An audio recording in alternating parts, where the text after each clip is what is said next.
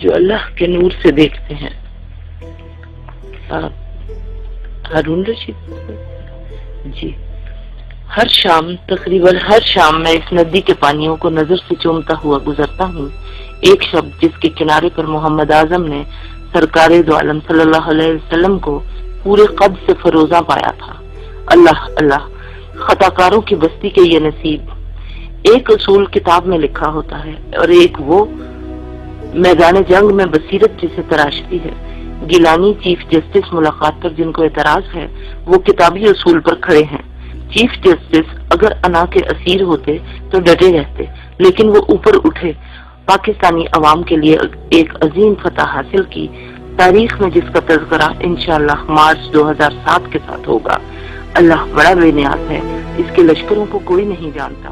جس مقدس کتاب میں کوئی شک نہیں وہ یہ کہتی ہے کہ آدمی کو اللہ نے اس کے ماتھے سے تھام رکھا ہے، اس قرۂ خاص پر جہاں لگ بھگ 20,000 برس پہلے سیدنا آدم علیہ السلام نے قدم رکھا تھا. وہ قادر مطلق اور حی القیوم خیال کے ذریعے حکومت کرتا ہے. قرآن کہتا ہے کتنے زمانے گزرے کہ انسان کوئی قابل ذکر چیز ہی نہ تھا، شاید کروڑوں برس. کب وہ مسجود ملائک بنا جب 1300 cc کی بجائے اسے 3500 cc کا دماغ عطا ہوا. سائنسدان کہتے ہیں کاسہ سر میں دماغ پھیلنے لگا خود بخود، مگر قرآن کریم مطلع کرتا ہے کہ بہشت بری میں یہ آدم کے ظہور کا لمحہ تھا. ابلیس آدمی کو جانتا تھا اور لاکھوں برس سے جانتا تھا. فرشتے بھی جانتے تھے، اس لیے انہوں نے یہ کہا تھا کہ وہ خوریزی اور فساد کا مرتکب ہوگا. اس کی 22 بنیادی جبلتوں کی تعامل، انٹریکشن آف انسٹنکٹ کا فطری تقاضا یہی تھا. اسی لیے ابلیس نے برتری کا دعویٰ کیا اور جتلایا کہ اسے گمراہ کرنے پر قادر ہے.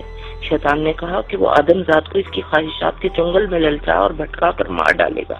کہکشائیں اور آلوچے کے شگوفے کھلانے والے رب نے تردید نہ کی اور یہ ارشاد کیا مگر میرے مخلص بندے گمراہ نہ ہوں گے.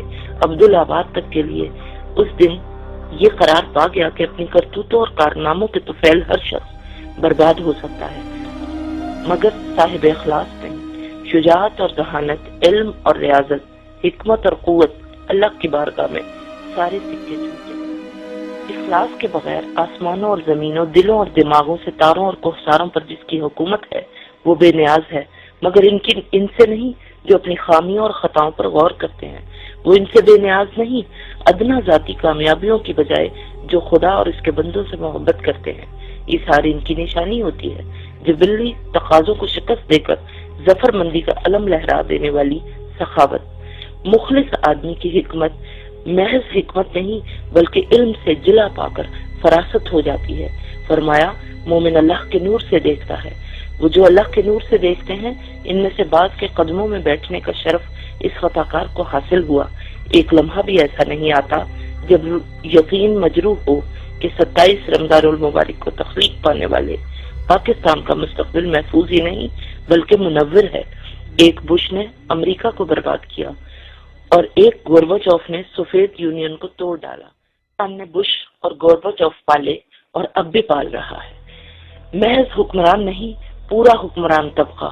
ہر سال 3700 ارب روپے ٹیکس ہضم کر جانے والے زردار، ٹھگوں سے 3-3 کروڑ روپے وصول کرنے والے وکیل، کاسا لیس جن میں سے بعض دانشور کہلاتے ہیں، جاگیردار جو جیتے جاگتے لہو پر جیتے ہیں، انصاف کی کرسیوں پر بیٹھے جج جو کلرکوں سے کم تر تھے، نجات کے علم لہراتے رہنما، دراصل راہ زن اپنی شمشیروں کی چمک سے میدانوں کو بھر دینے والے. کتنے سپاہی شمشیر فروش تھے. پاکستان زخمی ہے مگر ان کے باوجود زندہ ہے، اس لیے کہ وہ رحمان کی تخلیق ہے. ایک شیطان کی تخلیق بھی ہے، اسرائیل. کیا بھارت، اسرائیل اور امریکہ پاکستان کا خاتمہ کر سکتے ہیں؟ 13 برس ہوتے ہیں کسی نے میرا دروازہ کھٹکھٹایا. ایک دن، دوسرے دن اور تیسرے دن خواب میں اس نے سرکار دو عالم کو دیکھا تھا. یہاں اس ندی کے کنارے جس کے ایک سرے پر کہوٹا لیبارٹریز ہے اور دوسرے پر یہ چھوٹی سی بستی جہاں وہ میرا پڑوسی تھا، جہاں پاکستانی سائنسدانوں کی سب سے بڑی تعداد رہائش پذیر ہے. محمد اعظم نے بتایا کہوٹا سے یورینیم چرا کر بھاگتے گوروں کے تعاقب میں جب میں ندی کے پل پر پہنچا تو یہاں سرکار دو عالم صلی اللہ علیہ وسلم کھڑے تھے، دائیں بائیں عمر ابن خطاب اور علی ابن ابی طالب۔ فرمایا غزوہ ہند کی نگرانی ہم خود کریں گے اور خالد بن ولید سالار ہوں گے۔ ہموار سادہ اور سچی آواز والے محمد اعظم نے کہا، میں نے جسارت کی، یا رسول اللہ صلی اللہ علیہ وسلم عمر ابن خطاب کیوں نہیں؟ فرمایا وہ میرے مشیر ہوں گے۔ عرض کیا سرکار صلی اللہ علیہ وسلم علی ابن ابی طالب کرم اللہ وجہہ کیوں نہیں؟ ارشاد ہوا وہ خالد بن ولید کے رہبر ہوں گے۔ فتنوں کا زمانہ شروع ہو چکا۔ کتاب میں لکھا ہے 1/3 دجال سے جا ملیں گے، 1/3 فاسق مگر بظاہر مومن لڑیں گے اور برباد ہوں گے، پھر 1/3 اٹھیں گے اور غالب آئیں گے۔ ملحدوں، مسخروں، مولویوں سے خدا امت محفوظ رکھے۔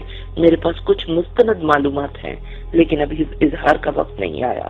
اس خدا کی قسم جس کے قبضہ قدرت میں انسانوں کی جان اور آبرو ہے، بھارت پاکستان کو شکست دینے کا خواب ہی دیکھ سکتا ہے۔ کون زرداری، کون نواز شریف، کون الطاف حسین، کون اسفندیار اور کون فضل الرحمان؟ بساط تو کسی اور کے لیے بچ رہی ہے، ان کے لیے جو اب اپنے سے اوپر اٹھیں گے۔ بڑے میاں کے ٹرنک میں غزوہ ہند پر لکھے 8000 صفحات تھے اور انہوں نے مجھے حکم دیا کہ میں انہیں مرتب کروں، لیکن وہ پھر چلے گئے۔ جولائی 1999 کی صبح تھی۔ رسام سے انہوں نے کہا کوئی دن میں ماشاءاللہ لگے گا۔ عمران خان میرے ساتھ کرسی پر بیٹھے تھے جب بچوں کے سے بھولپن سے بابا جی نے افغان سفارت خانے کے فرسٹ سیکرٹری فوزی کو بلایا۔ طالبان نہ رہیں گے۔ حضرت عمر نے کل شب جھنڈا کسی اور کو تھما دیا۔ اس نے گھبرا کر کہا، ہارون صاحب کیا میں کشمیر چلا جاؤں؟ بندوں کے اپنے منصوبے ہیں اور خدا کے اپنے۔ ملک القدوس السلام المومن المہیمن العزیز الجبار المتکبر۔ کل شب پیپلز پارٹی کا لیڈر چلایا، خلق خدا کا فیصلہ ہے۔ عرض کیا خلقت کہاں، اب تو صرف خدا ہے۔ مقدرات غالب آ چکے، تنابیں ٹوٹ گئی، تاریخی قوتیں بے لگام ہو چکی۔ ہر روز اس ندی کو نظروں سے چومتا ہوا گزرتا ہوں۔ ایک شب جس کے پانیوں پر محمد اعظم نے سرکار دو عالم صلی اللہ علیہ وسلم کو پورے قد سے فروزہ پایا تھا۔ محمد اعظم تم کہاں ہو؟ آؤ مجھے بتاؤ کہ سرکار دو عالم کہاں کھڑے تھے۔ خاک پر اپنا سر رکھ دوں، اسے چوم لوں اور کہوٹا سے بہ کر آنے والی ندی کے پانیوں سے پوچھوں کیا 27 رمضان المبارک کے دن پیدا ہونے والا پاکستان اتنا بے وقت ہے کہ ایک نو سرباز اسے لے اڑے۔